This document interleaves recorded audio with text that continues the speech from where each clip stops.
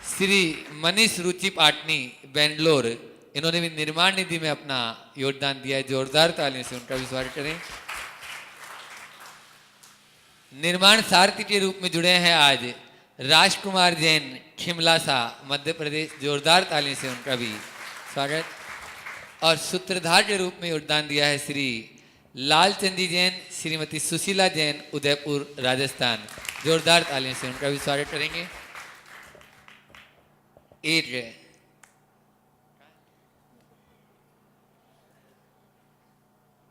एक पर्ची सुशील भैया ने दी अभी। श्रीमती जया जैन आ जाए वे, परम पूज्य महाराज श्री के इसी चरणों में नमोस्तु निवेदित करते हुए आशीर्वाद प्राप्त करेंगे। इन्होंने अपनी धीरे धीरे सेविंग कुछ इकट्ठी की और आज वो अभी यहाँ गुणायतन के लिए उन्होंने समर्पित किए, जोरदार तालियों से समर्पित ऐसे नहीं कि बिना गिने समर्पित किए, बिना गिने समर्पित किए। प्रत्येक वर्ष ये बचाती रही। इनके सम्मान के लिए मैं आमंत्रित रहा हूँ गुवाहाटी से आज मोहनलाल जी हीरा देवी डंडवाल यहाँ पर उपस्थित हुए आए और जो जया जी जैन जिन्होंने अपनी यह निधि यहाँ दी है उनको स्मृति चिन्ह देते हुए उनका स्वागत करेंगे। आप लोग तालियों में कंजूस, जोरदार तालियों से उनका स्वागत करेंगे। हीरा देवी डंडवाल भी आ जाए।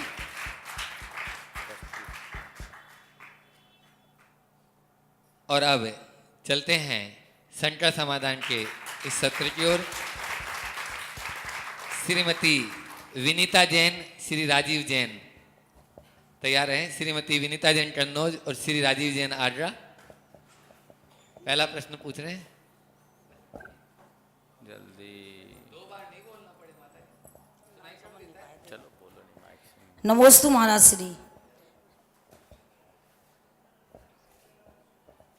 महाराज श्री, मेरा क्वेश्चन ये है कि भाग्य और पुरुषार्थ में क्या अंतर है? मतलब पुरुषार्थ से कम 20 बार बता दिया माता जी। चलो आगे बढ़ो, दूसरा प्रश्न, कोई नया प्रश्न करो। श्री राजीव जी जैन आगरा, उसके बाद में श्री अक्षय जी जैन कन्नौज। नमोस्तु गुरुवर। गुरुवर, गृहस्थ जीवन का पालन करते हुए हम मोक्ष मार्ग पर कैसे चल सकते हैं?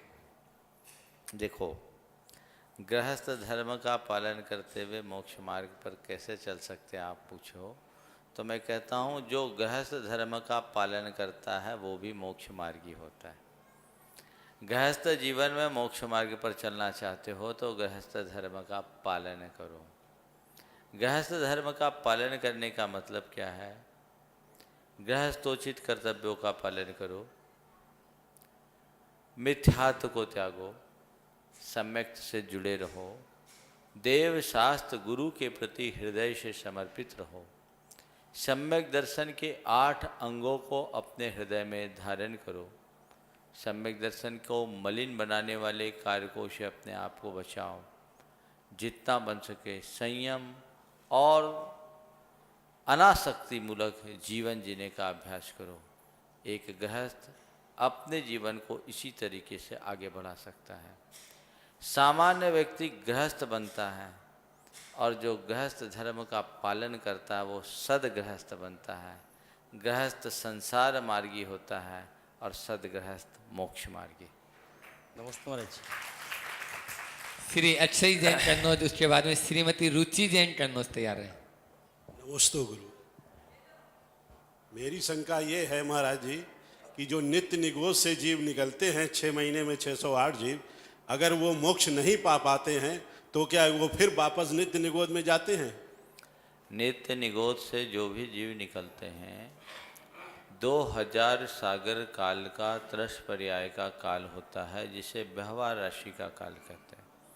इस बीच जीव अपना जीवनोद्धार कर लिया तो ठीक, अन्यथा वो स्थावर पर्याय में जाता है और कम से कम पल्ल के असंख्यातवें भाग वर्ष काल तक के लिए निगोद में जाता ही है।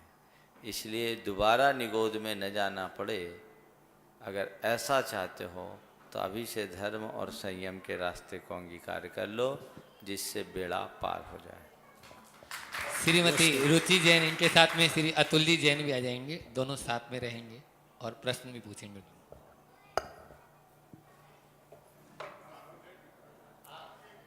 खड़े साथ में हो जाओ, प्रश्न अलग अलग पूछ लेना, आ जाओ, पता लग जाएगा, जोड़ी सब दुनिया देख लेगी। नमोस्तु गुरुवर। महाराज श्री, आज आपने दोपहर के स्वाध्याय में बताया कि मन को ऊपर उठाने के लिए पुरुषार्थ करना चाहिए। तो मैं आपसे जानना चाहती हूँ कि हमें किस तरह का पुरुषार्थ करना चाहिए जिससे हम अपने मन को ऊपर उठा सकें। जितनी भी साधनाएं हैं, धार्मिक क्रियाएं हैं, वे सब मन को ऊपर उठाने के लिए। मन को ऊपर उठाने के लिए अगर हम देखें तो मेरे देखे 3 क्रियाएं बहुत महत्वपूर्ण है। उसमें सबसे पहला है सत्संग। व्यक्ति सत्संग में आता है तो उसका मन जागता है, चिंतन की धारा परिवर्तित होती है, हृदय में नई स्फूर्णा आती है, जीवन का ढंग बदलता है। तो सत्संग हमेशा करना चाहिए। दूसरा है स्वाध्याय। सत्संग से आए हुए झुकाव में, परिवर्तन में स्थिरता स्वाध्याय से आता है। सत्संग से जीवन में मोड़ घटित होता है और स्वाध्याय से उसमें स्थिरता आती है। और तीसरा उसका जो साधन है वह है सम्यक चिंतन। नित्य एकांत में बैठे और अपने विषय में चिंतन करें, अपना अंतर विश्लेषण करके देखे, सुबह से शाम तक मैंने क्या अच्छा बुरा किया, और इसके साथ साथ और अपने मन को निर्मल और विशुद्ध बनाना है तो अपने आत्मा के स्वभाव का चिंतन करें, 12 भावनाओं का चिंतन करें। ये मन को ऊपर उठाने का बहुत बड़ा साधन है। तो ये 3 हमारे ऐसे सशक्त साधन हैं जिनके बल पर जीवन में बदलाव आ सकता है। इसी प्रकार जो श्रावक के 60 कर्तव्यों का उपदेश दिया गया है, देव पूजा, गुरुपास्ति, स्वाध्याय, संयम, तप और दान, ये भी मन को मांझने के साधन हैं। इनके बल पर मन को रिचार्ज किया जा सकता है और जीवन स्तर को ऊपर उठाया जा सकता है। नमोस्तु गुरुवर। अतुल जी जैन के बाद में श्रीमती गुंजन जैन और श्रीमती पूजा जैन तैयार रहे। नमस्तु महाराज जी। जो महाराज जी जो सलाका महापुरुष होते हैं, क्या उनको विक्रिया रिद्धि से संपन्न होते हैं? सलाका पुरुषों में विक्रिया होती है, पर सभी विक्रिया करे ऐसा कोई अनिवार्य नहीं होता, क्योंकि सलाका पुरुषों में तीर्थंकर भी होते हैं। तीर्थंकरों के लिए विक्रिया करने का विधान अनिवार्यता देखने में नहीं आता। मुनि बन जाने के बाद बात अलग है। चक्रवर्तियों के विक्रिया का नियोग बताया गया है, बाकी के विक्रिया का कोई विधि परक कथन मेरे को देखने में नहीं मिला। नमस्ते महाराज जी। श्रीमती गुंजन जैन, उसके बाद श्रीमती पूजा जैन, वाइफ ऑफ आंटी जी जैन, तैयार रहे। नमोस्तु गुरुदेव। मेरा प्रश्न ये है महाराज जी कि पति पत्नी में जो संबंध होता है वो 7 जन्मों तक साथ चलता है। मुझे पता नहीं पति पत्नी का संबंध 7 जन्मों तक साथ चलता है कि कैसा चलता है, पर एक कवि की कुछ पंक्तियाँ मुझे किसी ने सुनाई थी। उस कवि ने कहा, अब उसको कविता के लिहाज से समझना, ये मत समझना महाराज की देशना, नहीं तो आप लोग मुझे चक्कर में डाल दोगे। उसने कहा कि पति पत्नी वे नहीं बनते जिनका 7 जन्मों का प्रेम होता है, जिनका 7 जन्मों का बैर होता है वो पति पत्नी बनते, जिंदगी भर साथ निकालने के लिए बनते हैं। और उन्होंने एक बात और जोड़ी कि पति और पत्नी कभी आपस में न मिलने वाले रेल की 2 पटरी है। पति पत्नी आपस में कभी न मिल सकने वाले रेल की पटरी है। बच्चे हैं जो स्लीपर बनकर दोनों को जोड़े रहते, नहीं तो दोनों कहाँ चले जाए पता नहीं। नमोस्तु। श्रीमती पूजा जैन के बाद में श्रीमती जया जैन तैयार है। नमोस्तु महाराज श्री। महाराज श्री, मेरा प्रश्न है कि ईगो और ओवर कॉन्फिडेंस, उन दोनों में से कौन सी चीज़ ज़्यादा खतरनाक होती है जो हमारे चरित्र का पतन करती है? देखो, ईगो और ओवर कॉन्फिडेंस दोनों बहुत व्यक्ति के लिए खतरनाक तत्व है। खतरनाक तो दोनों है, दोनों से बचना चाहिए। लेकिन जहाँ तक ज़्यादा खतरनाक की बात आप करते हैं तो मनुष्य के जीवन की सबसे बड़ी दुर्बलता है वह ईगो है। ईगो के कारण व्यक्ति अपने संबंधों को मेंटेन नहीं कर पाता, वो कुछ सीख नहीं सकता, अपनी प्रगति को अवरुद्ध कर देता है, उसके विकास के द्वार सारे बंद हो जाते हैं। ओवर कॉन्फिडेंस के कारण व्यक्ति कई बार ऐसे गलत निर्णय का शिकार बन जाता है जिसके कारण उसे सारी जिंदगी पश्चाताप करना पड़ता है। लेकिन फिर भी ओवर कॉन्फिडेंस वाले व्यक्ति के रिलेशंस खराब नहीं होते, उसके मन में उतनी अशांति नहीं होती जितनी कि ईगो जन्य अहम तुष्टि से। श्रीमती जया जैन, श्रीमती नीतू जैन तैयार है। नमोस्तु महाराज जी। महाराज जी मेरा प्रश्न है, क्या शरीर को कष्ट देने में हिंसा होती है? शरीर को कष्ट देने में जैसे हिंसा। हम उपवास वगैरह करते हैं तो कष्ट तो होता ही है। बिल्कुल ठीक है। स्व और पर को पीड़ा देना भी हिंसा है। एक बार मैंने ऐसा कहा तो कहा महाराज जी अगर स्व और पर को पीड़ा देना हिंसा है तो आप लोगों के द्वारा केश लोच करना, उपवास करना, ये तो महाहिंसा हो गई। मैंने कहा बिल्कुल, ये हिंसा होगी कब? जब हम केश लोच करके अपने आप को पीड़ित महसूस करेंगे तब। हमने उनसे पूछा ये बताओ केश लोच करने में पीड़ा होती है क्या? बोले महाराज देख तकलीफ तो होती होगी। हम बोले भाई केश लोच हम करते हैं, सी सी तुम करते हो, पीड़ा हमको कहाँ हो? ध्यान रखो, स्व को पीड़ा देना हिंसा है और स्व को पीड़ा सहन करने में समर्थ बनाने की दृष्टि से साधना पूर्वक व्रत उपवास करना तपस्या है, उसे पीड़ा मत करो। इसके बाद में श्रीमती विमला जी जैन और श्रीमती नमोस्तु आरती महाराज जी। तैयार हैं। महाराज जी आत्मा का स्वभाव क्या है? वो इंद्रियों से क्यों नहीं जाना जाता? आत्मा का स्वभाव जानना और देखना है। इंद्रियां केवल बाहर देखती, इंद्रियों का विषय मूर्त है और आत्मा अमूर्त है। मूर्त के माध्यम से अमूर्त को कैसे जाना जा सकता है? नहीं जान सकता। नमोस्तु। श्रीमती विमला जी जैन के बाद में श्रीमती आरती जैन, पुष्पराज जैन, पंपी भैया तैयार रहेंगे। नमस्ते महाराज जी। महाराज जी मेरा प्रश्न है कि सम्यक दर्शन की प्राप्ति के लिए, उसे सुदृढ़ बनाने के लिए हमें किस अनुयोग को विशेष रूप से अपनाना चाहिए? देखिए अगर हम आचार्यों की दृष्टि से देखें सम्यक दर्शन की प्राप्ति के लिए तो स्वाध्याय एक बहुत अच्छा माध्यम है, पर हमारे यहाँ का प्रथमम कर्णम चरणम द्रव्यम नमः, प्रथमान योग साधारण व्यक्ति के लिए भी बोधि समाधि का निधान कहा है। कल्याण योग के अध्ययन से अपने परिणामों को बहुत अच्छे तरीके से जाना जा सकता है। द्रव्यान योग आत्म तत्व का प्रतिपादक होने के कारण आत्मोन्मुखी दृष्टि बनाने में सहायक होता है, इसलिए द्रव्यान योग का विशेषतया स्वाध्याय करना चाहिए और चरणान योग में भी पूर्ण अनुराग रखना चाहिए।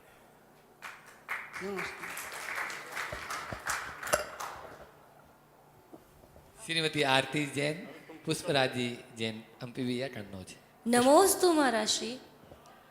महाराज श्री आज प्रवचन में आपने कहा था कि धार्मिक व्यक्ति सिर्फ वर्तमान के लिए नहीं सोचता, वो भविष्य के लिए भी अपना पूरा विचार बनाता है और अपने पूरे समग्र को उज्जवल करता है। परंतु आजकल तो सारे लोग कहते हैं ना भूत में जीना चाहिए ना भविष्य में जीना चाहिए, वर्तमान में जियो नहीं तो डिप्रेशन के शिकार हो जाओगे या फिर अपनी तबीयत खराब कर लोगे। तो इन दोनों में सामंजस्य किस तरह से? आपने बिल्कुल सही कहा है। आप जो कह रही हैं वो भी सही है और मैंने जो कहा वो भी सही है, बस दोनों के संदर्भ को समझे। मैंने ये नहीं कहा कि भविष्य की चिंता करो, मैंने कहा अपने व्यापक जीवन को संवारने का प्रयास करो। मैंने भोगवादी मनोवृत्ति से ग्रसित लोगों के चिंतन को रेखांकित करते हुए कहा था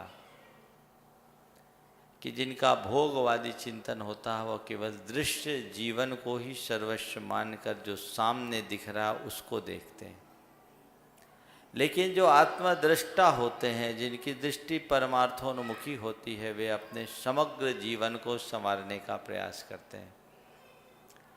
वर्तमान जीवन को जीना और समग्र जीवन को संवारना दोनों में अंतर है। जो लोग केवल वर्तमान को भोगने में आनंदित होते हैं वे भी वर्तमान को भोग कहाँ पाते हैं। उनकी दृष्टि तो केवल इस जीवन तक रहती है और उसके पीछे वे भोग विलास की चिंता में अपना वर्तमान क्षण खो देते हैं। जिसे अपने समग्र जीवन को संवारना है वो यही जानता है कि सब नश्वर है, इसलिए अतीत की स्मृति में मत उलझो, भविष्य की कल्पनाओं में मत खो, वर्तमान में जियो, संतोष, क्षमता और संयम मूलक जीवन जीकर जीवन का रस लो। ऐसा जियोगे तो वर्तमान में भी निराकुलता होगी और भविष्य में भी आकुलता से बच जाओगे, और भोगोन्मुखी दृष्टि रखोगे तो वर्तमान में भी चिंता से संतप्त रहोगे और भविष्य में भी दुर्गति के पात्र बनोगे। मेरे कहने का आशय कुल यही है कि भूत की स्मृति और भविष्य की कल्पना से वही बच सकता है जो अपने समग्र जीवन को समझता है और भोगवादी चिंतन से मुक्त होकर परमार्थोन्मुखी दृष्टि रखता है। नमोस्तु महाराज। नमस्ते महाराज श्री। महाराज श्री, हम लोग सार्वजनिक जीवन जीते हैं, धर्म के हिसाब से सरल स्वभावी व्यक्ति को होना चाहिए। सरल स्वभावी अगर व्यक्तित्व बनाया जाए पूर्ण रूप से तो कभी कभी बहुत मुश्किलें आ जाती हैं।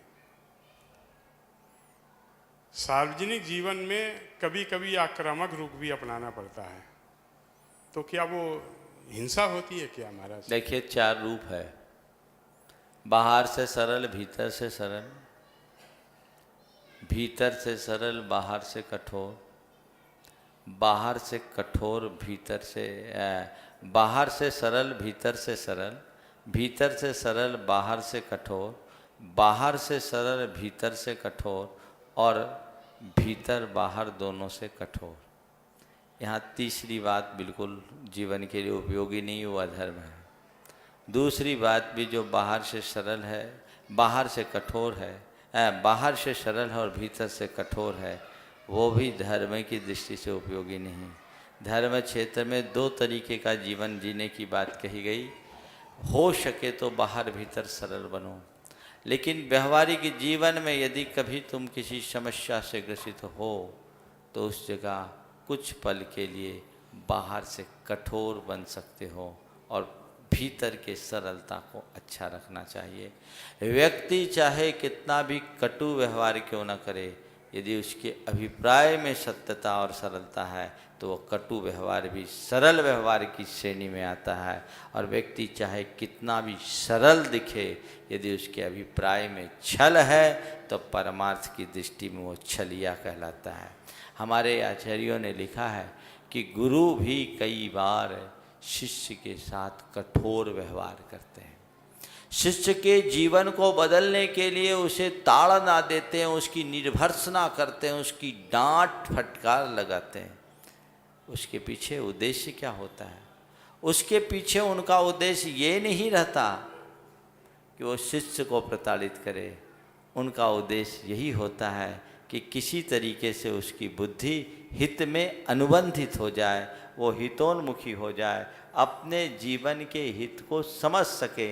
इसलिए कहते हैं अंतर हाथ संभार के बाहर मारे चोट। तो ये अगर सार्वजनिक जीवन में क्वचित कदाचित ऐसी कठोरता का रुख अपनाना पड़े तो वो नीतिगत दृष्टि से क्षम्य नहीं है, बल्कि उस समय ऐसी ही नीति के अपनाने का विधान है। एक बार गुरुदेव ने एक बहुत अच्छा संदेश दिया। रात्रि में वैयावृत्ति कर रहा था, तेल की शीशी पड़ी हुई थी, वो धोखे से मेरे हाथ से लुढ़क गई। रात के करीब 11:15 बज गए थे। तेल फैल गया, हमको भी बहुत तकलीफ हुई। आचार्य ने देखा तेल गया, मैंने भी सोचा अनर्दंड हो गया। उनने इशारे से कहा 5 माला फेरना। 12 बजे रात तक मैंने 5 माला फेरी, उसके बाद विश्राम किया, वहीं बगल में सोता था। सुबह उठा तो उन्होंने एक बहुत अच्छी बात कही। आचार्य भक्ति के बाद जब पूरा संग था तो उन्होंने कहा, देखो रात में मेरे चिंतन में एक बात आई। गुरुदेव बताइए। बोला, शिष्य और शिष्य को डांट लगानी चाहिए। शिष्य और शिष्य को डांट लगानी चाहिए। क्यों? शीशी में डांट नहीं लगाएंगे तो तेल बाहर निकल जाएगा, और शिष्य को डांट के नहीं रखेंगे तो उसके गुण बाहर निकल जाएंगे। इसलिए कभी कभी डांट भी लगाना चाहिए। तो ये कठोरता हित बुद्धि से है, इसलिए कोई सार्वजनिक क्षेत्र में रहता है और वहाँ उसे कठोर रुख अख्तियार करना पड़ता है, तो वो न धर्म विरुद्ध है न नीति विरुद्ध। आगे श्री मोहनलाल जी डंडवाल, श्रीमती हीरा डंडवाल जो ट्रस्टी हैं गुणायतन के गुवाहाटी से, वे प्रश्न पूछेंगे। महावीर जी सोडानी रांची से महाराज प्रश्न पूछ रहे हैं, समाज में सक्रिय भागीदारी कब तक रखना चाहिए? नमस्ते समाज में, एक मिनट, एक प्रश्न बीच में आया है, तब तक इन्होंने पूछा है कि समाज में सक्रिय भागीदारी कब तक रखनी चाहिए। बहुत अच्छा प्रश्न पूछा है। मेरा तो ये कहना है कि समाज में किसी भी सामाजिक व्यक्ति को तब तक सक्रिय रखना चाहिए जब तक समाज में पचड़े उत्पन्न ना हो। तुम्हारी समाज सेवा तुम्हारे लिए सिरदर्द न हो, नंबर 1 बात। ज़्यादा राजनीति और ज़्यादा पचड़े की बातें दिखने लगे तो अपने आप को अलग कर लो। दूसरी बात, जब तक समाज में अच्छे लोग उभर कर ना आए तब तक सक्रिय हो, और जब लगने लगे कि मेरे बाद मेरे पीछे भी समाज के लोग काम संभालने वाले हैं तो उनको प्रोत्साहित करके उनको आगे बढ़ाओ, उनको दायित्व सौंपो, और धीरे धीरे अब समाज सेवा से ऊपर उठकर आत्म सेवा के मार्ग में रखो, ताकि अपने इस जीवन का उद्धार किया जा सके। आगे। नमस्ते महाराज श्री, मेरा प्रश्न यह है कि गृहस्थी में हम परिग्रह का परिमाण कैसे कर सकते हैं? देखिए, आज के समय में परिग्रह के परिमाण की जो विधि है वो थोड़े अलग ढंग से होनी चाहिए। बहुत सारे लोग परिग्रह के परिमाण करते हैं। हमारे शास्त्रों में 10 प्रकार के परिग्रह की बात कही गई, 10 प्रकार के परिग्रह का परिमाण बनाना। मैं कहता हूँ यह आउटडेट हो गया। आज मैं ऐसा परिग्रह का परिमाण नहीं बना रहा। मेरी दृष्टि में कैश तो कोई परिग्रह है नहीं, वो तो ट्रांजैक्शन का साधन है। रुपया आपने रखा, कल उसका डिवैल्यूएशन हो गया, उसका कोई वैल्यू नहीं। तो मैं कुछ मार्गदर्शन देता हूँ। हालांकि परिग्रह परिमाण जिनको भी लेना है, गुरुओं से, व्यक्तिगत अनुभवी गुरुओं से व्यक्तिगत रूप से बैठकर परामर्श लेकर के ही परिग्रह परिमाण लेना चाहिए, क्योंकि हर व्यक्ति के अलग अलग क्षेत्र के हिसाब से अलग अलग भूमिका होती है, उसके अनुरूप परिग्रह परिमाण होता है। कई ऐसे लोग भी मेरे संपर्क में जिन्होंने आज से 10-15 साल पहले भावुकता में किसी ने 20 का, किसी ने 50 का परिग्रह परिमाण कर लिया, आज उत्ते से काम नहीं होना, और फिर बाद में उनकी कोई संयुक्त प्रॉपर्टी बिकी, उससे ज़्यादा उनके पास पैसा आ गया, उसका उनने ध्यान नहीं दिया। कईयों की LIC वगैरह मैच्योर्ड हुई, जिसको उनने परिग्रह के परिमाण में रखा नहीं था, अब वो पैसा का क्या करे, बहुत झंझट हो जाता है। तो आज मैं सामान्य रूप से परिग्रह परिमाण के विषय में कहता हूँ तो ये कहता हूँ, जैसे कोई स्त्री परिग्रह का परिमाण लेना चाहती है और वो संयुक्त परिवार में है, उसे यही पता नहीं कि मेरी कहाँ कहाँ भागीदारी, किन किन फर्मों में मैं पार्टनर हूँ, मौका आने पर शाइन भर कर देती और कुछ नहीं, और आगे क्या होना है। तो मैं तो उनको सुझाव देता हूँ कि अभी की तारीख में तुम परिग्रह का परिमाण लेना चाहते हो और अपने पति पर जब तक डिपेंड हो तब तक ये परिमाण ले सकते हो, एकदम स्थूल परिमाण कि मेरे पति की जो संपत्ति होगी वही मेरे परिग्रह की सीमा है, इसके अलावा नहीं। ये भी आपका एक परिग्रह का परिमाण है। अन्य व्यक्तियों को अपनी भूमिका के अनुरूप जब परिग्रह का परिमाण करना हो तो आप कैश का परिमाण ऐसे मत करिए। कैश का भाव हमेशा गिरता है, डिवैल्यूएशन होता है। आप उसकी जगह गोल्ड की सीमा रखिए, और लिक्विड को जितने इतने मूल्य के गोल्ड को मैं अपने लिक्विड की सीमा में रखूँगा। इसी प्रकार सोना चांदी, अपने ज्वेलरी, जो भी कीमती ज्वेलरीज हैं उनका आप परिमाण कीजिए। प्रॉपर्टीज़ का आप अपना परिमाण कीजिए। जब आप परिग्रह का परिमाण कर रहे हैं तो आपकी जो रनिंग बिजनेस है उस बिजनेस में अपनी भागीदारी को भी उसमें जोड़िए। आपके कोई शेयर्स हैं, म्यूचुअल फंड्स में हैं, या कोई बॉन्ड्स वगैरह आपने ले रखे हैं, उनको अपने परिमाण में जोड़िए। आपके कोई LICs वगैरह की पॉलिसीज है, उनको अपने परिमाण में जोड़ें। ये सब चीज़ें जोड़ करके अपना काम करें। पति साथ में है, कल पति और पत्नी में पता नहीं किसका क्या योग हो जाए। पति अगर अपने 100 वर्ष बीच में पूरा करता है तो उसकी जो कुछ भी प्रॉपर्टीज है उसका मालिक कौन बनेगा? नॉमिनी तो पत्नी है, पहला हक तो उसको मिलेगा। और अगर वो परिमाण करके बैठ गए, एक घटना ऐसा घटी है, एक महिला ने परिमाण कर लिया, एक बेटा था, अब पति की मृत्यु के बाद वो सारी संपत्ति की हकदार वो बनती है, साइन उसको करना है। अब बेटे के नाम पर कैसे करे, वो उसके परिमाण की सीमा से बाहर है, पर अब पैसा छोड़ा भी नहीं जा सकता, साइन की, दोष भी लगा, हालांकि बेटे के लिए बाद में कर दिया, प्रायश्चित लिया। तो ऐसा झंझट, ऐसी झंझट और झमेला करे क्यों? पहले से इन सब बातों को ध्यान में रख करके परिज्ञा का परिमाण बनाए। परिज्ञा परिमाण का मतलब ये नहीं है कि आप एक छोटे दायरे में सिमट जाएं। परिज्ञा परिमाण का मतलब अपनी इच्छाओं को सीमित कर लें और जो भी आपका घेरा है उस घेरे से बाहर की ना सोचें। उससे अधिक में धन धान्यादि ग्रंथ परिमाय ततो दिखेशु निष्प्रहता परिग्रह परिमित परिग्रह स्याद इच्छा परिमाण नाम आप आचार्य समंत भद्र महाराज की इस उक्ति को ध्यान में रखें तो एक सीमा बना लें। इसी प्रकार व्हीकल्स का, इलेक्ट्रॉनिक गुड्स का, प्रॉपर्टीज़ में आपके फ्लैट्स हैं, बंगले हैं, मकान है, प्लाट्स है, इन सब चीज़ों को, और जब आप इनका परिमाण करें तो कई बार ऐसी स्थितियाँ आ जाती है कि परिस्थितिवश उसको आपको बेचना पड़ता है, तो उसको परिमाण में आप ये जोड़ें कि मेरे लिक्विड की सीमा में इससे भी जो कुछ आय होगी वो भी शामिल है। तो बहुत सोच विचार करके परिज्ञा परिमाण करना चाहिए। और किसी भी गुरु से ले, अकेले में पति पत्नी आके लेना, दूसरों को बताना नहीं हमने क्या लिया, हमने झमेले में पड़ जाओगे। चलो मोहनलाल जी डंडवाल, उसके बाद में श्रीमती शशि जैन और कल्पना जैन तैयार है। नमस्ते महाराज श्री, मेरा प्रश्न यह है महाराज श्री कि पिछले 2 सालों से आपके आगमन की प्रतीक्षा में सारा पूर्वांचल आतुरित था और इस बार तो ऐसा लग रहा था कि गाड़ी तैयार खड़ी है और हरी झंडी होने वाली है, किंतु इसे हम लोगों की पुण्य की कमी माने, और अगर है तो महाराज श्री मेरा ये निवेदन है कि हमें ये बताएं कि हम हमारे पुण्य को किस प्रकार गाढ़ा करें कि हम पूर्वांचल के वासी जो आप जैसे संतों के आगमन के बिना सुना पड़ा है उनको आप जैसे संतों का सानिध्य मिल सके। आपने प्रश्न नहीं, अपने अंदर की पीड़ा प्रकट की है और निश्चित ये आपकी अभिव्यक्ति सहज अभिव्यक्ति है। और मैंने ये बहुत अच्छे से महसूस किया है कि पूर्वांचल ने बहुत गहरा प्रयास किया, प्यास भी थी और प्रयास भी था, लेकिन कुछ संयोग ऐसे होते हैं जो हमारे प्रयास से ही नहीं होते, उसके लिए पुण्य भी चाहिए पड़ता है। कहीं पुण्य कमज़ोर पड़ गया इसलिए वंचित रह गए। अपने पुण्य को और गाढ़ा करो, खूब गुरु भक्ति करो, खूब गुरु भक्ति करो।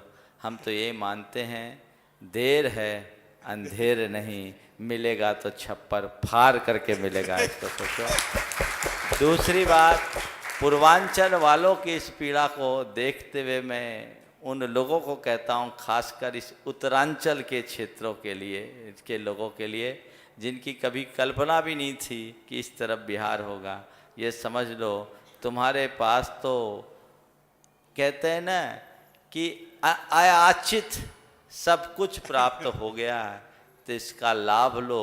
दुर्लभता से प्राप्त वस्तु का लाभ जो नहीं लेता वो व्यक्ति बड़ा अभागा माना जाता है। निश्चित रूप से उत्तर प्रदेश और इस क्षेत्र के लोग बड़े भाग्यशाली हैं, उनमें कन्नौज वाले भी हैं और पूरा लाभ ले रहे हैं। इस भाग्य का पूर्ण उपयोग करना चाहिए। योग बहुत कठिनाई से मिलता है और योग मिलने के बाद उसका प्रयोग करना और अधिक दुर्लभ होता है। योग आपको मिल गया, प्रयोग भी आपको करना है जिससे जीवन का सार्थक उपयोग हो सके। नमस्ते महाराज। श्रीमती शशि जैन, उसके बाद कल्पना जैन और कुमारी मेघा जैन तैयार है। महाराज श्री नमोस्तु। महाराज श्री मेरा ये प्रश्न है कि जब हम व्रत करते हैं तो कोई आकुलता व्याकुलता नहीं होती, लेकिन सपने में भोजन की थाली दिखाई देती है, ऐसा क्यों?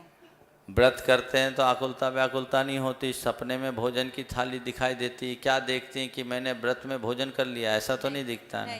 तो कोई चिंता नहीं, सपने में हो जाने दो, यथार्थ में नहीं होना चाहिए। तो लगता है ये दुर्बलता है, उसका अपनी निंदा गढ़ा करके एक माला फेर लिया करो। नमस्ते। एक बात ध्यान रखना, अगर किसी ने व्रत उपवास किया, रात सपने में यदि उसने देखा कि मैंने भोजन कर लिया, तो इसका मतलब ये नहीं सोचे कि व्रत टूट गया। सपने में ये देखो कदाचित कि मेरा उपवास था और मैंने उपवास के दिन में भोजन कर लिया, तो वो दोष मानना कि मैंने सपने में उपवास किया, उसमें भी दोष लग गया। बाकी बिना उसमें दोष नहीं माना जाता, वो अव्यक्त कहलाता है। हाँ, श्रीमती कल्पना जैन, कुमारी मीरा जैन तैयार है। नमोस्तु महाराज। महाराज जी, जैसे आपने दोपहर के स्वाध्याय में बताया था कि शास्त्रों की बिक्री करने वालों को ज्ञानावरणी का बंद होता है, और अगर हमें कोई शास्त्र उपहार में देता है तो उसको किस तरह से लेना चाहिए? ये तो ज्ञान दान है, उपहार में देने में कोई दोष नहीं, देना ही चाहिए एक दूसरे को। देने में जैसे आपको उसने दिया, आपने लिया, उसका सदुपयोग करो, कोई दोष नहीं। नमस्ते। कुमारी मेघा जैन, उसके बाद में कुमारी रिया जैन तैयार है। नमोस्तु गुरुवर। महाराज श्री, हम देखते हैं आजकल हमारी भारतीय संस्कृति पे पाश्चात्य संस्कृति का प्रभाव दिखाई दे रहा है, और ऐसे में चाहे हमारा खान पान हो या हमारी वेशभूषा, तो ये संस्कृति हमारी कितनी सुरक्षित रह सकती है, और क्या इन दोनों संस्कृतियों में कोई सकारात्मक संबंध हो सकता है क्या? देखिए, आपने जो बात पूछी है बहुत गहरी है। निश्चित आज हमारी मूलभूत संस्कृति प्रभावित हो रही है। ग्लोबलाइजेशन के इस दौर में सब कुछ ग्लोबल हो गया है। इंटरनेट और एडवांस टेक्नोलॉजी के इस युग ने सारी दुनिया को बहुत नज़दीक ला दिया है। मनुष्य के मन की ये दुर्बलता है कि वो अच्छाइयों को कम, बुराइयों को जल्दी पकड़ता है।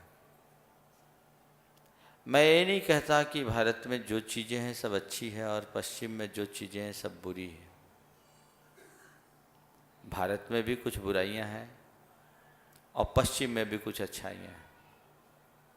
व्यक्ति यदि अच्छाई को अपनाए और बुराई को त्यागे तो जीवन बहुत आगे बढ़ सकता है। लेकिन जैसा कि मैंने अभी कहा कि मनुष्य की मनोवृत्ति ऐसी है कि वो बुराइयों की ओर ज़्यादा अग्रसर होता है, और उसका ये प्रभाव पड़ रहा है, खान पान, रहन सहन सब पर असर पड़ रहा है।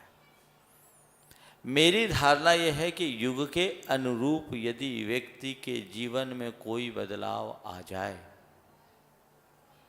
तो उस बदलाव को मैं तब तक खतरनाक नहीं मानता जब तक व्यक्ति की मौलिकता सुरक्षित हो।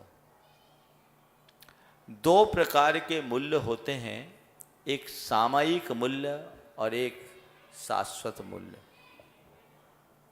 एक सज्जन ने अपनी बेटी की शिकायत करते हुए कहा कि महाराज जी, वो थोड़ी टाइट जीन्स वगैरह पहन के आई थी और वही पहनना पसंद करती थी।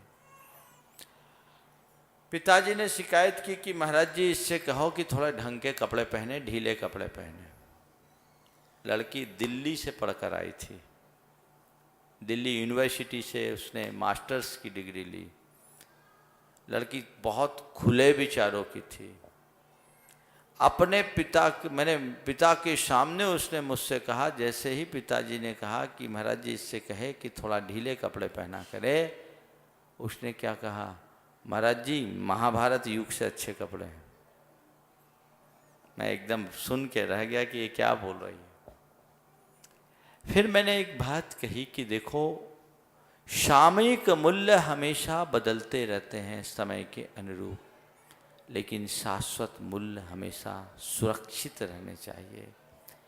तुम्हारी वेशभूषा में चाहे बदलाव आ जाए, तुम्हारे चरित्र में गिरावट नहीं आनी चाहिए।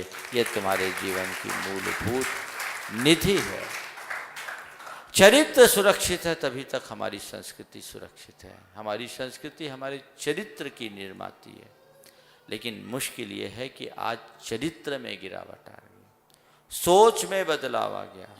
पहले कहते थे कि wealth is lost, nothing is lost, health is lost, something is lost, और character is lost, everything lost. अब सब उलट गया। Character is lost, nothing is lost, health is lost, something is lost, और wealth is lost, everything is lost. Character को ही लोगों ने खोना शुरू कर दिया। उसकी तरफ हमारी दृष्टि जानी चाहिए। मैं खास करके आज के युवक युवतियों से कहना चाहता हूं, कैरियर ओरिएंटेड मेंटेलिटी से बचिए। कैरियर के साथ अपने कैरेक्टर को भी संवारने की कोशिश कीजिए। पर विडंबना है, हमारे देश की स्थितियां देखिए, पिछले 150 सालों में कोई दूसरी झांसी की रानी नहीं हुई, पर पिछले 30 सालों में भारत में कितनी विश्व सुंदरियां हो गई। कहाँ जा रही है सोच, कहाँ जा रही है? सोच को बदलना होगा। पश्चिम के इस अंधानुकरण से बचना होगा जिससे अपनी मौलिक पहचान खत्म हो जाए।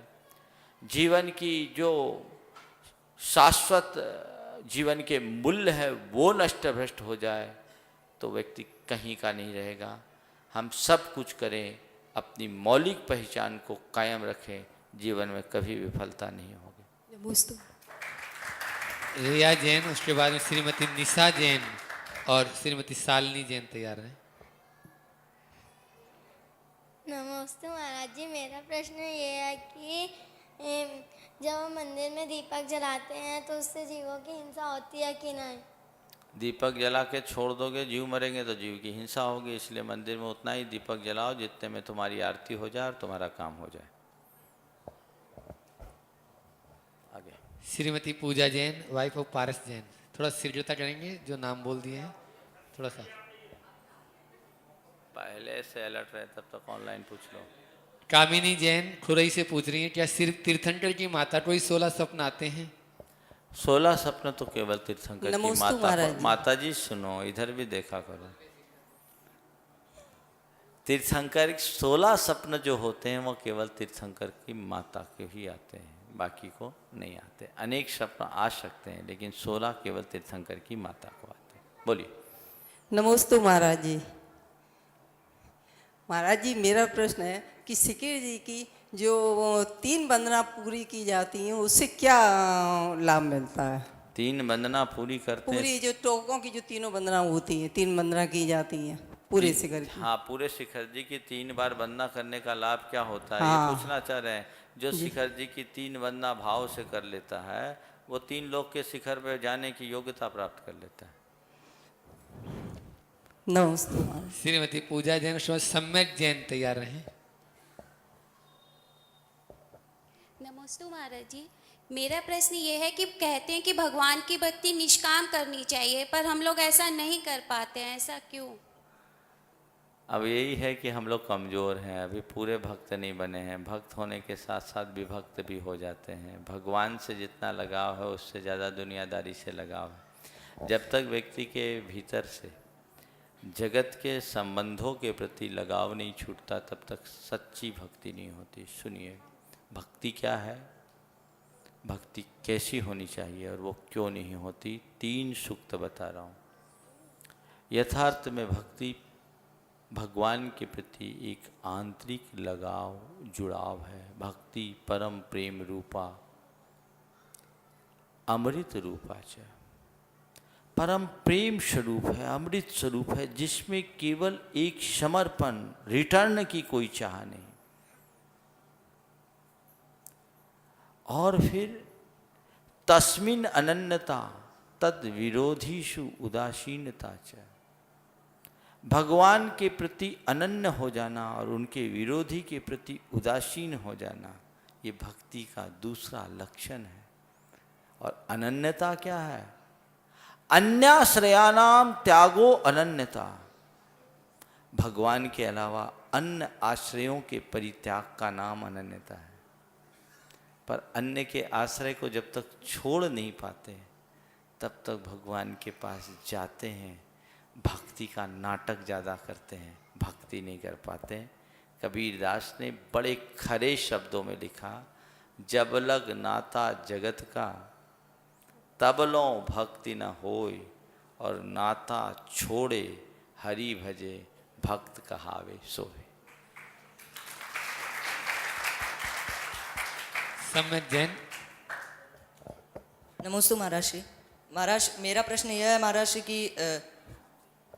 कि जब मंदिर में आरती करने के बाद हम लोग आशिका लेते हैं, मगर जब घर के मंदिर में हम लोग आशिका ले सकते हैं कि नहीं?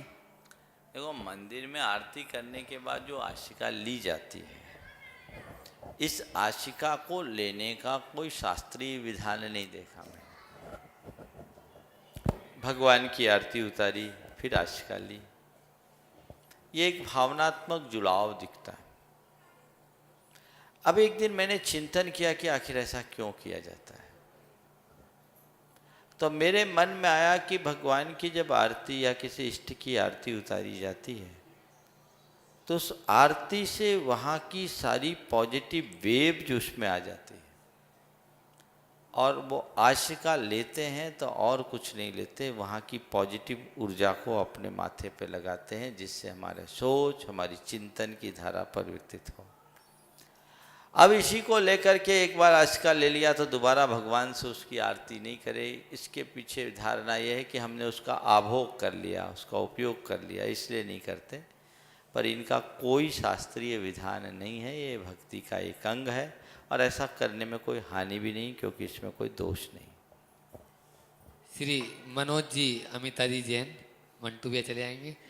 मैंने मोहित जैन दिल्ली से पूछ रहे हैं, मैंने आजीवन रात्रि भोजन का त्याग का नियम लिया है, लेकिन महीने में 5 दिन की छूट रखी है, क्या इसमें मुझे कोई दोष लगता है? 5 दिन दोष लगेगा, 25 दिन दोष नहीं लगेगा, अच्छी बात है। 25 दिन आपने त्यागा। देखो, एक बात कहता हूँ, त्याग के क्षेत्र में सदैव ये देखना चाहिए कि हम क्या छोड़े और अभी क्या कर रहे हैं। आप 25 दिन के रात्रि भोजन का त्याग किए, एक सराहनीय कदम है आपका, और दिल्ली जैसी महानगर में रह कर के आपने 25 दिन प्रतिज्ञापूर्वक रात्रि भोजन छोड़ा है, ये बहुत अच्छी बात। अब 5 दिन जो आप ले रहे हो, उसके प्रति मन में ग्लानि का भाव रखो कि जैन कुल में जन्म लेने के बाद, अहिंसा धर्म के मर्म को जानने के बाद, रात्रि भोजन में होने वाली हिंसा को समझने के बाद भी मैं कैसा पापी अधम नीच हूँ कि इसके बाद भी मैं रात्रि भोजन जैसे कृत्य को त्याग नहीं पा रहा हूँ। मन में हीनता हो, गर्व की अनुभूति न हो, तो कदाचित रात्रि भोजन करने में, मजबूरीवश करने में भी तुम्हें उतना दोष नहीं लगेगा, और रात में खाकर अपने आप को गौरवान्वित महसूस करोगे तो महादोष के भागी बनोगे। 25 दिन का त्याग बहुत सराहनीय काम। भगवान से प्रार्थना करो कि ऐसी अनुकूलता बने कि शेष 5 दिन भी छूट जाए तो सारा जीवन अच्छा बन जाए, पवित्र बन जाए। और मैं यही आशीर्वाद देना चाहता हूँ कि तुम्हारे हृदय में ऐसी भावना जगे कि ये 5 दिन का दोष भी शीघ्र दूर हो जाए। नमोस्तु महाराज श्री। महाराज श्री, मेरा क्वेश्चन कल वाला ही है, क्योंकि कल बात पूरी नहीं हो पाई थी। कल वाला प्रश्न दोहराओ ना, हम तो भूल जाते हैं। महाराज श्री, 13 साल पहले आप यहाँ आए थे कन्नौज में और भव्य पंच कल्याणक कराया था। उस समय के बाद अब 13 साल बाद आप कन्नौज वापस आए, तो आपका क्या अनुभव है, आपके मुखार मुंह से सुनना चाहते हैं। अनुभव तो देखो बहुत परिवर्तन है। मुझे याद है जब 13 साल पहले आया था तो तुम शायद अकेले थे। नहीं, 2 थे। 2 थे, और आज कितने हो गए? 5 हो गए। परिवर्तन है ना, परिवर्तन तो होता ही है। बंधुओं, मैं क्या कहूँ, हर जगह जाना आना होता है, और हर समाज की अपनी अपनी एक मौलिक विशेषता होती है। लेकिन कन्नौज में जो इस बार आना हुआ और यहाँ के लोगों की जो भावधारा मैंने देखी, निश्चित उसने मुझे प्रभावित किया। छोटी सी समाज ने जिस तरह के उत्साह की अभिव्यक्ति की, वो अच्छी अच्छी समाजों में देखने को नहीं मिलता। और ये मैं कन्नौज वालों के सामने उनको खुश करने के लिए नहीं बोलना चाहता, पर इतना मैं जरूर कह सकता हूँ, एक शब्दों में, एक वाक्य में मैं पूरी बात को समेट कर अपनी टिप्पणी कर रहा हूँ कि 13 वर्ष पहले जब यहाँ पंचकल्याणक के इस महामहोत्सव में हम शामिल हुए थे, तब मुझे लगा था कि कन्नौज की समाज एक धार्मिक समाज है। 13 वर्ष बाद जब यहाँ आना हुआ और पिछले लगभग 1.5 माह से कन्नौज के लोग जिस तरह की सेवा में जुड़े, पूरे के पूरे कन्नौज की समाज, सवाई लाल जी का पूरा परिवार, यहाँ आने के बाद मैं अब ये कहूँगा कि कन्नौज की समाज पहले मुझे धार्मिक समाज लगी थी, आज मैं कहता हूँ कन्नौज की जैन समाज पूरी भक्त समाज है।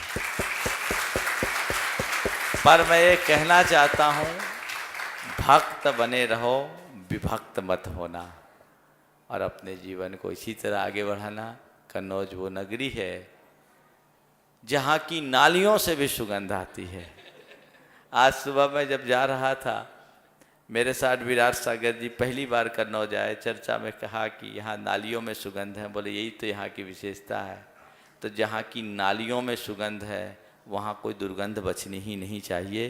कन्नौज वालों से मैं कहना चाहता हूँ, कन्नौज वालों से कहना चाहता हूँ कि तुम्हारे चरित्र की सुगंध भी पूरे देश में फैले। और जब कहीं कन्नौज के लोग जाए और लोग तुमसे मिले कि ये उस कन्नौज से आए जिसकी महाराज ने प्रशंसा की थी, इनमें कोई दुर्बलता ही नहीं, कोई दुर्गुण ही नहीं, वाकई में कन्नौज के लोग सही भक्त हैं, तब तुम्हें मज़ा आएगा, अन्यथा नहीं। इसलिए अपने चरित्र में खुशबू जरूर उत्पन्न करना चाहिए। सुशील जी जैन, रितु जैन चले आए। और सरिता जैन धनबाद से पूछ रही हैं, भारत से अमीरी और गरीबी का भेद कैसे मिट सकता है? अमीरी और गरीबी का भेद कभी नहीं मिट सकता। ये हर युग में होता है, राजा और रंक सब होता है। लेकिन आपने पूछा है भेद कैसे मिट सकता है। अमीर अमीर होगा, गरीब गरीब होगा, लेकिन जब व्यक्ति इंसानियत के आधार पर जिएगा तो अमीर अमीर होकर के भी गरीब की उपेक्षा नहीं करेगा और गरीब गरीब होकर के भी अमीर से ईर्ष्या नहीं करेगा। इन दोनों चीज़ों को बचाया जा सकता है। अमीर अमीरी का अभिमान न करे और गरीब गरीबी में दीनता की अनुभूति न करे। ये तभी संभव है जब व्यक्ति मात्र में इंसानियत पनपे, और वो धर्म के माध्यम से ही संभव। नमोस्तु गुरुवर। गुरुवर, आज देखने में ये आ रहा है कि हमारी समाज में सभी लोग काफ़ी सक्षम हैं और कोई भी आयोजन या कोई भी प्रयोजन किया जाए तो उसके लिए धन वगैरह की व्यवस्था सब आराम से हो जाती है। लेकिन सबसे बड़ी समस्या आज हम जैनों में ये है कि लोग कमेटियों में भाग लेके सक्रिय भूमिका सामाजिक कार्यों में नहीं निभा रहे हैं। तो इस पतन का क्या कारण है? कमेटियों में भाग लेकर के सामाजिक कार्यों में सही भूमिका न निभाना मेरी दृष्टि से एक बहुत बड़ा अपराध है। मैं तो ये कहना चाहूँगा, या तो आप किसी कमेटी में भागीदार मत बने, और भागीदार बने तो अपने दायित्व को निभाए। दायित्व को निभाए बिना केवल पद लेकर के बैठना अच्छी बात नहीं है। लेकिन मेरा एक अनुभव ये भी दिखता है कि हर समाज में नाम वाले लोग अलग होते हैं, काम वाले अलग होते हैं। लंबी चौड़ी कार्यकारिणी होती। मैं एक जगह था, वहाँ चुनाव का दिन था। देखा बड़ी गहमागहमी वोट पड़ रहा था। संयोग से मेरा बस एक दिन पहले ही पहुँचना हुआ था। देखा बहुत सारे प्रत्याशियों की सूची। ऐसे लोग भी, चूँकि वहाँ कुछ दिन पहले हमारा चातुर्मास भी हुआ था, जिनको हमने कभी देखा नहीं। बोले क्या बात है, यहाँ के लोगों में और ख़ासकर युवाओं में समाज सेवा का बड़ा उत्साह दिख रहा है, इतनी बड़ी भागीदारी समाज के चुनाव में। तो एक युवक ने टिप्पणी की, बोले महाराज ये आज है और जिस दिन रिजल्ट डिक्लेयर होगा उस दिन, उसके बाद अगले 3 साल बाद ये लोग दिखेंगे, उसके पहले नहीं। ये एक कुपरंपरा है। चुनाव के टाइम सब एक्टिव हो जाते, बाद में इनएक्टिव। पर ऐसा भी समाज में करना पड़ता है ताकि उनकी अहम की तुष्टि होने से वो चुप बैठे रहते हैं।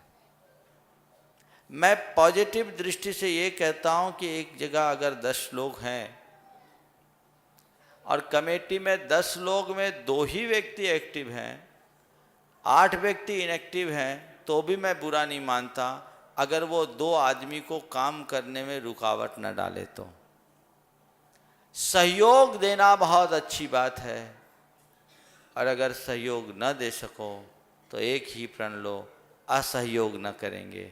असहयोग नहीं करना भी बहुत बड़ा सहयोग है, और ऐसा भी हो जाए तो काम बहुत हो सकता है। काम करने वाले एक दो ही व्यक्ति होते हैं और वो बहुत अच्छे से काम कर सकते हैं, बशर्ते कोई दूसरी टांग न खींचे।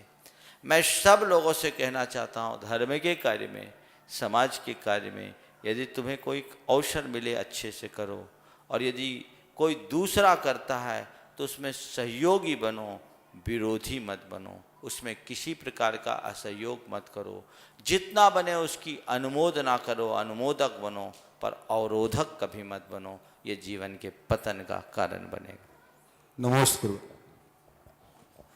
एक प्रश्न हमारा 3 दिन से आ रहा है, उनका नंबर नहीं आ पा रहा था, आज आया है। अभिषेक पूजन करते समय यदि पसीना मुंह में चला जाए तो क्या करना चाहिए?